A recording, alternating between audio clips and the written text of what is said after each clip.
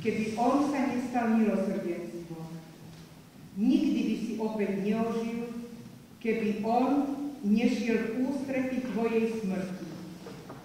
Niekoľko ročkov, niekoľko zim, čo na čele s kráľom izraelským, si zem otcov získal premožený, ten sem mu bol nádejou.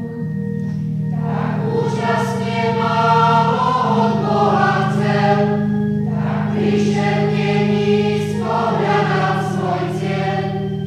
Dobrý večer, kto ste? Odkiaľ prichádzate? Prichádzame z minulosti, zo svätej zeme. Sme pastieri. Pastieri z Betlehema. Pastieri z Betlehema? Áno, boli sme pri tom, keď sa narodil Ježiš Kristus. Rozprávajte nám o Ježišovi. Ako sa to všetko stalo? Mali sme stráž pod šírim nebom na betlehemských poliach. Ako každú noc sme strážili naše stáda pred lupičmi a divou zverou. Ovce sa od zimy chúlili k sebe a zahrievali sa navzájom. Väčšina z nich už spala. Iba občas sa ozvalo tiché zabračanie. Vedeli, že môžu spokojne spať. My pastieri sme nad nimi bdeli. Ohník príjemne hrial a na nás už tiež zašla driemota. Keď v tom sa stalo čosi mimoriadne, zažiarilo zvláštne svetlo, jasnejšie ako cez deň. Nevedeli sme, či spíme alebo bdieme.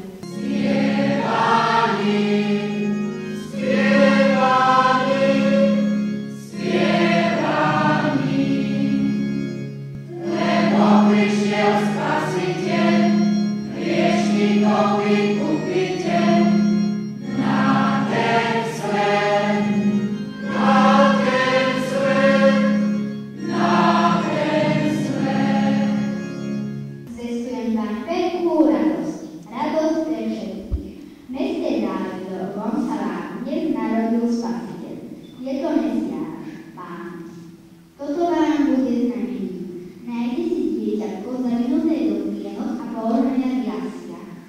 Amen.